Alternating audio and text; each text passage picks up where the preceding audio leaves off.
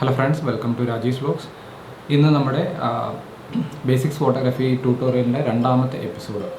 ആദ്യത്തെ എപ്പിസോഡിൽ നമ്മൾ എന്താണ് എക്സ്പോഷർ എന്നാണ് നോക്കിയത്. അതിന് നല്ല റെസ്പോൺസാണ് എനിക്ക് കിട്ടിയത്. ഇത് ആവശ്യമുള്ള ഒട്ടനവധി പേരുണ്ട് എന്ന് എനിക്ക് ഇന്നലത്തെ വീഡിയോ ചെയ്തതിന് ശേഷം മനസ്സിലായി.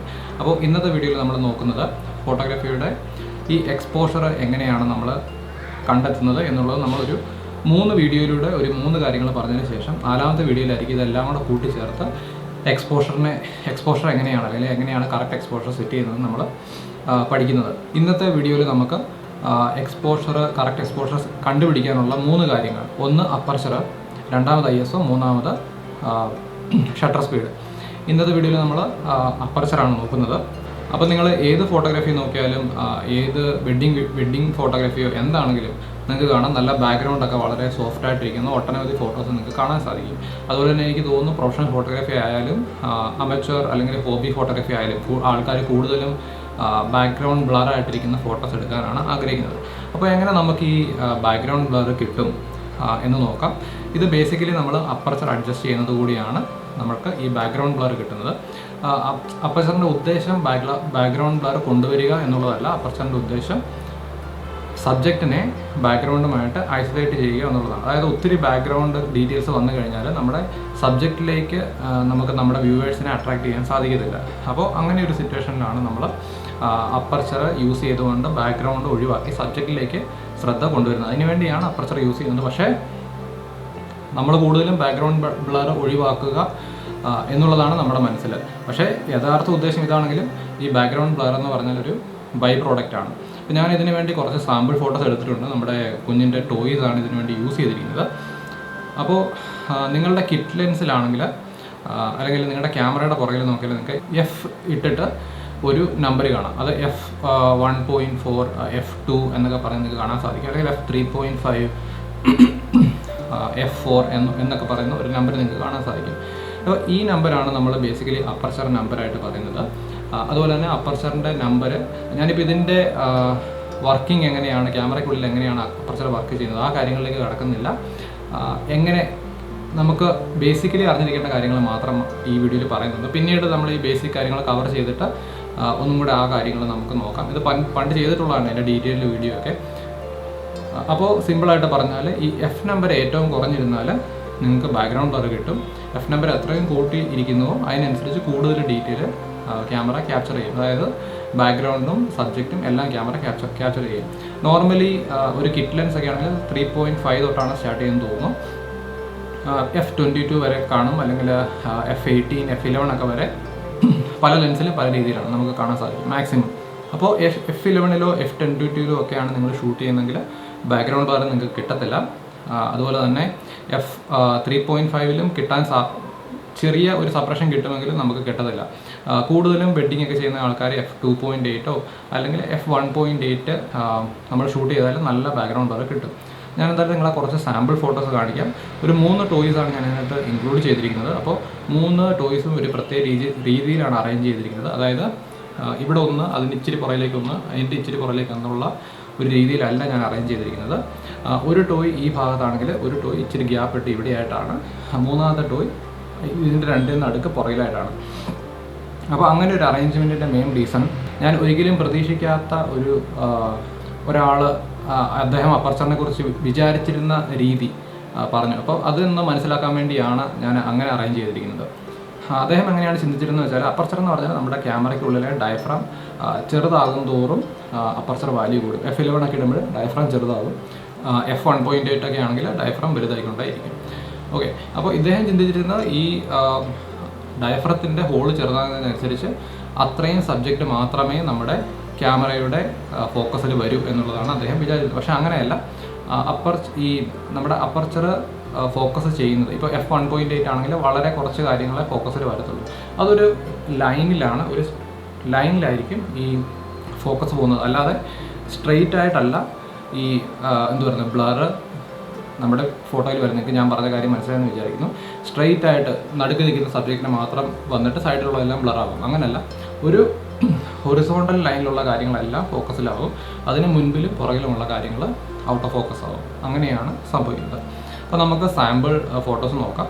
അപ്പോൾ ഞാൻ ആദ്യം പറഞ്ഞത് സബ്ജക്റ്റ് ഐസൊലേഷനെ കുറിച്ചാണ്. സബ്ജക്റ്റിനെ മാത്രം എങ്ങനെ എടുത്ത് കാണിക്കാം എന്നുള്ളതാണ് നമ്മൾ നോക്കുന്നത്. അപ്പോൾ ഞാൻ f1.8 ഷൂട്ട് ചെയ്തിരിക്കുന്നത്. 3 ഫോട്ടോസ് ഉണ്ട്. നമ്മുടെ 3 ടോയ്സിലും ഫോക്കസ് മാറ്റി മാറ്റി കൊടുത്ത് ഞാൻ എടുത്തിട്ടുണ്ട്. അപ്പോൾ 1.8 എടുത്തത് കൊണ്ട് ബാക്കിയുള്ള സബ്ജക്ട്സ് നമുക്ക് ഔട്ട് ഓഫ് ഫോക്കസായി കാണാം. ഞാൻ 3 മാറി മാറി ഫോക്കസ് ചെയ്തിട്ടുണ്ട്. ക്യാമറ ഇരിക്കുന്ന സ്ഥലം ചേഞ്ച് ചെയ്തിട്ടില്ല, ടോയ്സിൻ്റെ പൊസിഷനും ചേഞ്ച് ചെയ്തിട്ടില്ല, ട്രൈപോഡിൽ വെച്ചാണ് എടുത്തിരിക്കുന്നത്. പിന്നെ അടുത്ത ചിത്രത്തിൽ ഞാൻ f4.5 എടുത്തു. അപ്പോൾ ഞാൻ ഫോക്കസ് ചെയ്തിരിക്കുന്ന സബ്ജക്റ്റ് കൂടാതെ അതിന് തൊട്ട് പുറകിലുള്ള സബ്ജക്റ്റ് നിങ്ങൾക്ക് ചെറുതായിട്ട് ഫോക്കസിലായിരിക്കുന്നതാണ്. പൂർണ്ണമായും ഫോക്കസിലല്ല, ചെറുതായിട്ട് ഫോക്കസിലായിരിക്കും നിങ്ങൾക്ക് കാണാൻ സാധിക്കും. അപ്പോൾ നമ്മൾ ഈ എഫ് നമ്പർ കൂട്ടുന്നതനുസരിച്ച് കൂടുതൽ പുറകിലും മുൻപിലുമുള്ള കാര്യങ്ങൾ കൂടുതൽ ഫോക്കസിൽ വന്നുകൊണ്ടേ ഇരിക്കും. ഇനി ഞാൻ ഈ 3 ടോയ്സും ഒരേ ലെവലിൽ അഡ്ജസ്റ്റ് ചെയ്തിട്ട് ഇതിൻ്റെ ബാക്ക്ഗ്രൗണ്ട് എങ്ങനെ ബ്ലർ ചേഞ്ച് ആവുമെന്ന് നിങ്ങളെ കാണിക്കാം. ഒന്നാമതായിട്ട് ഞാൻ f1.8 എടുത്തു. അപ്പോൾ നിങ്ങൾക്ക് കാണാം ബാക്ക്ഗ്രൗണ്ട് ഫുള്ള് അലിന്നു പോയി. അതുപോലെ തന്നെ അടുത്തത് 6.3 ആണ്. നിങ്ങൾക്ക് കുറച്ചും കൂടെ ബാക്ക്ഗ്രൗണ്ട് കാണാം. മൂന്നാമത് ഞാൻ എടുത്തിരിക്കുന്നത് f22 അപ്പോൾ നിങ്ങൾക്ക് ബ്ലർഡ് ആണെങ്കിലും ബാക്ക്ഗ്രൗണ്ട് നിങ്ങൾക്ക് കുറച്ചും കൂടെ വ്യക്തമായിട്ട് കാണാൻ സാധിക്കും. ലെൻസിൻ്റെ ലെങ്ത് അനുസരിച്ച് ഈ ബ്ലറിൻ്റെ കാര്യത്തിൽ വ്യത്യാസം വരും. അതൊക്കെ വേറൊരു വീഡിയോയിൽ നമുക്ക് ചെയ്യാം. അപ്പോൾ ബേസിക്കലി ഇതാണ് നമ്മൾ ചെയ്യുന്നത്.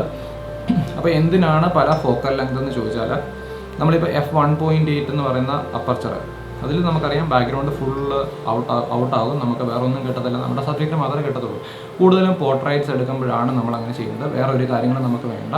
നമ്മുടെ സബ്ജക്റ്റും അതിൻ്റെ കൂടെ എന്തെങ്കിലും പ്രോപ്സ് ഉണ്ടെങ്കിൽ അത്രയും കാര്യങ്ങൾ നമുക്ക് കിട്ടിയാൽ മതി. അപ്പോൾ അതിനു വേണ്ടിയാണ് നമ്മൾ ഇങ്ങനെയുള്ള, അത് മനുഷ്യർ മാത്രമല്ല മൃഗങ്ങളാണെങ്കിൽ ഇപ്പം വൈൽഡ് ലൈഫ് ഒക്കെ ചെയ്യുന്ന ആൾക്കാർക്ക് കൂടുതൽ യൂസ്ഫുൾ ആണ്.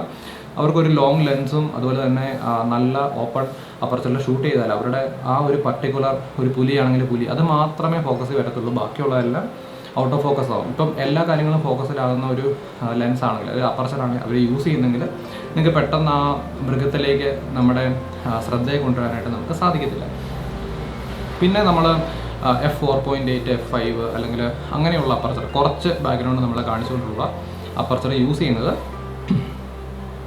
കൂടുതലും നമുക്ക് കുറച്ച് ബാക്ക്ഗ്രൗണ്ട് കാണിക്കണം. അതായത് ഒരു പർട്ടിക്കുലർ സ്ഥലത്താണ്, അല്ലെങ്കിൽ പുറകിൽ ഇന്ത്യ ഗേറ്റോ അങ്ങനെയുള്ള കാര്യങ്ങൾ നമ്മുടെ പുറകിലുണ്ട്. പക്ഷേ നമ്മൾ f1.8 ഇട്ട് കഴിഞ്ഞാൽ നമുക്ക് ആ പുറകിലുള്ള സ്ഥലം ഇവിടെ നിന്നാണ് നമ്മൾ ഫോട്ടോ എടുത്തെന്ന് ആരെയും അറിയിക്കാൻ സാധിക്കത്തില്ല. അപ്പോൾ അതിൻ്റെ ഒരു ചെറിയ ഹിറ്റും കൂടെ കൊടുക്കാനാണ് നമ്മൾ ഒരു f5 f6 അപ്പോൾ താജ്മഹൽ പുറകിലുണ്ട്, നമ്മൾ താജ്മഹലിൻ്റെ ഫ്രണ്ടിൽ നിന്നാണ് ഫോട്ടോ എടുക്കുന്നത്. അപ്പോൾ അതും കൂടെ ജസ്റ്റ് ഒന്ന് അറിയിക്കാൻ വേണ്ടി, ഫുള്ളായിട്ട് നമ്മൾ കാണിക്കുന്നില്ല, ഇത് പുറകിലുണ്ടെന്ന് ജസ്റ്റ് ഒന്ന് അറിയിക്കുക, അങ്ങനെയുള്ളൊരു ഫോട്ടോ എടുക്കാനാണ് നമ്മൾ ഈ f5ഉം f6 ഒക്കെയുള്ള അപ്പർച്ചർ നമ്മൾ യൂസ് ചെയ്യുന്നത്. പിന്നെ മൂന്നാമതായിട്ട് f22 എന്ന് പറയുന്ന അപ്പർച്ചർ, ഇത് നമ്മൾ നല്ലൊരു സിറ്റിക്കകത്തൊക്കെ നിൽക്കുമ്പോൾ, ഇത് ഈ ഒരു യൂസ് മാത്രമല്ല, ഞാൻ എക്സാമ്പിൾ തരുന്നേ ഉള്ളൂ. ഒരു സിറ്റിക്കുള്ളിലാണെങ്കിൽ ജസ്റ്റ് സിറ്റിയുടെ ആർക്കിടെക്ചറൊക്കെ കാണിച്ചുകൊണ്ടൊരു ലോങ് ഷോട്ടൊക്കെ കാണിക്കാൻ, അത് ഒരു സൈഡിൽ സബ്ജക്റ്റും പിന്നെ നീളത്തിലുള്ള ബിൽഡിങ് അതിൻ്റെ സൈഡിലും അങ്ങനെയൊക്കെയുള്ള ഫോട്ടോസ് നമ്മൾ കണ്ടിട്ടുണ്ട്. അപ്പോൾ എല്ലാം വിസിബിൾ ആണ്. സബ്ജക്റ്റിൽ നമ്മൾ കൂടുതൽ ശ്രദ്ധ കൊണ്ടിരുന്നത് അങ്ങനെയുള്ള സിറ്റുവേഷനിൽ ഒരു എക്സ്ട്രാ ലൈറ്റ് കൊടുത്തിട്ടൊക്കെ ആയിരിക്കും, ഫ്ലാഷ് കൊടുത്തിട്ടായിരിക്കും. അപ്പോൾ അങ്ങനെ സിറ്റുവേഷൻ അനുസരിച്ചാണ് നമ്മൾ അപ്പർച്ചർ യൂസ് ചെയ്യുന്നത്. പക്ഷേ ഒരു തുടക്കക്കാരൻ എന്ന നിലയ്ക്ക് നിങ്ങൾക്ക് ജസ്റ്റ് വീട്ടിലുള്ള ചെറിയ ചെറിയ കാര്യങ്ങൾ, മീൻസ് അപ്പർച്ചർ കുറച്ചിട്ടെടുത്താൽ ഫോട്ടോസ് വളരെ, എന്ത് ഫോട്ടോ എടുത്താലും ബ്യൂട്ടിഫുൾ ആയിരിക്കും. ഞാൻ കുറച്ച് സാമ്പിൾ വീട്ടിൽ തന്നെ കുറച്ച് സാമ്പിൾ ഫോട്ടോസ് കൂടെ ചേർത്തിട്ടുണ്ട്. ഇതുപോലെ അല്ലെങ്കിൽ ഇതിലും ബെറ്റർ ആയിട്ട് നിങ്ങൾക്ക് വീട്ടിൽ, ഇപ്പോൾ നാട്ടിലാകുമ്പോഴത്തേക്കും നിങ്ങൾക്ക് മുറ്റത്തെങ്കിലും ഇറങ്ങി നല്ല ഫോട്ടോസ് എടുക്കാൻ സാധിക്കും. നമുക്ക് അതും പറ്റത്തില്ല. ഇവിടെ ബാംഗ്ലൂർ ചെറിയൊരു വീട്ടിനുള്ളിലാണ്, നമുക്ക് മുറ്റം അങ്ങനത്തെ കാര്യങ്ങളില്ല. അപ്പോൾ നിങ്ങൾക്ക് നല്ല ഓപ്പൺ അപ്പർച്ചറുള്ള ഒരു ലെൻസ് ഉണ്ടെങ്കിൽ, ഇത് ക്യാമറയുടെ പ്രോപ്പർട്ടി അല്ല. പല ആൾക്കാർ വിചാരിക്കാറുണ്ട് ഏത് ക്യാമറ എടുത്താലാണ് നിങ്ങൾക്ക് നല്ല ബാക്ക്ഗ്രൗണ്ട് ബ്ലർ കിട്ടുന്നത് എന്നുള്ള ചോദ്യങ്ങളുണ്ട്. ഇതൊരു ക്യാമറയുടെ പ്രോപ്പർട്ടി അല്ല, ലെൻസ് പ്രോപ്പർട്ടിയാണ്. അപ്പോൾ നിങ്ങൾക്ക് ഏറ്റവും കുറഞ്ഞ വിലയ്ക്ക് കിട്ടുന്ന ഒരു ലെൻസ്, നല്ല ബാക്ക്ഗ്രൗണ്ട് ബ്ലറൊക്കെ ഉള്ള ഫോട്ടോ എടുക്കാനായിട്ട് ഏറ്റവും കുറഞ്ഞ വിലയ്ക്ക് കിട്ടുന്ന ലെൻസ് എന്ന് പറഞ്ഞാൽ 50mm 1.8 ലെൻസാണ് ക്യാനോണിൻ്റെ. ഈ ലെൻസ് ഏകദേശം 8,000-9,000 റുപ്പീസിന്, അല്ലെങ്കിൽ സ്റ്റോറുകളനുസരിച്ചിരിക്കും അവരുടെ വിലയും കാര്യങ്ങൾ. ഓൺലൈനിൽ ഞാൻ റെക്കമെൻഡ് ചെയ്യുന്നില്ല. പിന്നെ റെക്കമെൻഡ് ചെയ്യാൻ സാധിക്കുന്നത് നമുക്കൊരു അനീഷ് ജോർജ് എന്ന് പറഞ്ഞൊരു കണ്ണൂരുള്ള ഒരു പാർട്ടിയുണ്ട്, പുള്ളിയുടെ ഫേസ്ബുക്ക് ഗ്രൂപ്പുണ്ട്. അവിടുന്ന് നിങ്ങൾക്ക് നല്ല സാധനം കിട്ടുമെന്നാണ് എൻ്റെ അറിവ്, വിശ്വാസം. ഒത്തിരി ബാംഗ്ലൂരുള്ള ഒത്തിരി ആൾക്കാർ അവിടെ നിന്ന് എടുക്കാറുണ്ട്, മലയാളീസ് മാത്രമല്ല. ഞാൻ ഇതൊരു സ്പോൺസേർഡ് വീഡിയോ ഒന്നും അല്ല, ജസ്റ്റ് ഞാൻ അവിടുന്ന്, ഇപ്പോൾ എൻ്റെ ഈ മൈക്കാണെങ്കിൽ തന്നെ ഞാൻ അവിടെ നിന്നാണ് വാങ്ങിച്ചിരുന്നത്, റോഡ് വീഡിയോ മൈക്ക്. അവരുടെ കമ്പനിയുടെ പേര് ഞാൻ മറന്നു. ഫേസ്ബുക്ക് പേജിൽ അനീഷ് ജോർജ് സെർച്ച് ചെയ്താൽ നിങ്ങൾക്ക് ഫേസ്ബുക്കിനകത്ത് കിട്ടും. ഒരു വീഡിയോ ലിങ്ക്സ് എന്നാണ് അതിൻ്റെ പേര്, ഇപ്പോഴാണ് പെട്ടെന്ന് മനസ്സിലാവുന്നത്. ഓക്കെ, അപ്പോൾ അവിടുന്ന് നിങ്ങൾക്ക് വാങ്ങാം. അല്ലെങ്കിൽ വേറെ ഞാൻ ഓൺലൈനിൽ വാങ്ങാൻ റെക്കമെൻഡ് ചെയ്യുന്നില്ല. നമുക്ക് ഡയറക്റ്റ് അറിയാത്ത ആൾക്കാരാണ്, കഴിവതും അറിയുന്ന ആൾക്കാർ അല്ലെങ്കിൽ നിങ്ങൾക്ക് സർവീസ് കിട്ടുന്ന സ്ഥലങ്ങളിൽ നിന്ന് വാങ്ങുന്നതായിരിക്കും ക്യാമറയും ലെൻസും ഒക്കെ നല്ലത്. ആക്സസറീസ് നിങ്ങൾക്ക് ഇതുപോലുള്ള ഓൺലൈനിൽ വാങ്ങാം, കുഴപ്പമില്ല, കുറഞ്ഞ വിലയുടെ സാധനങ്ങളാണ്. അപ്പോൾ ഈ 50mm 1.8 ഉള്ളവർ അങ്ങനെ യൂസ് ചെയ്യുക.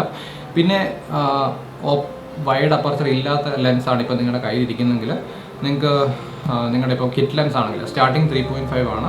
അത് ഒരു വൈഡായിട്ടുള്ള അല്ലെങ്കിൽ ക്യാമറയുടെ മിനിമം ലെങ്തിൽ നിങ്ങൾക്ക് ആ ഒരു 3.5 കിട്ടത്തുള്ളൂ. അങ്ങനെ വരുമ്പോൾ കുറച്ചും കൂടെ സബ്ജക്റ്റിനോട് ക്ലോസ് ആയിട്ട് വെച്ച് നിങ്ങൾ ഫോട്ടോ എടുത്താൽ അത്യാവശ്യം ബാക്ക്ഗ്രൗണ്ട് വേറെ നിങ്ങൾക്ക് കിട്ടും. അപ്പം ഈ കാര്യം നിങ്ങൾ പരീക്ഷിക്കുക 1-2 ദിവസം. അടുത്ത വീഡിയോ 1 ദിവസത്തെ ഗ്യാപ്പിലായിരിക്കും. നിങ്ങൾക്ക് പരീക്ഷിക്കാനും എക്സ്പെരിമെൻറ്റ് ചെയ്യാനുള്ളൊരു ടൈമാണ്. അപ്പർച്ചറിനനുസരിച്ച് നമ്മൾ ഷട്ടർ സ്പീഡും ISOയും ക്രമീകരിക്കുക. ഈ കാര്യം നമ്മൾ ISOയും ഷട്ടർ സ്പീഡും എന്നുള്ള 2 വീഡിയോകൾക്ക് ശേഷം അടുത്ത വീഡിയോയിൽ എല്ലാം കൂടെ കൂട്ടി നമ്മൾ പറയുന്നതാണ്. പക്ഷേ അപ്പർച്ചർ നമ്മൾ സെറ്റ് ചെയ്തതിന് ശേഷം ബാക്കി കാര്യങ്ങൾ സെറ്റ് ചെയ്ത് ജസ്റ്റ് എക്സ്പോഷർ കറക്റ്റാക്കാൻ ശ്രമിച്ചുകൊണ്ട് അടുത്ത 1-2 ദിവസം മുൻപോട്ട് പോവുക. വീഡിയോ കണ്ട ആൾക്കാർക്ക് നന്ദി. നിങ്ങൾക്ക് പ്രയോജനപ്പെടുന്ന അറിഞ്ഞതിൽ സന്തോഷം. സബ്സ്ക്രൈബ് ചെയ്തവർക്ക് നന്ദി. ചാനൽ സബ്സ്ക്രൈബ് ചെയ്തിട്ടില്ലെങ്കിൽ ചാനൽ സബ്സ്ക്രൈബ് ചെയ്യുക. അപ്പോൾ അടുത്ത വീഡിയോയിൽ കാണുന്നവരെ ബൈ.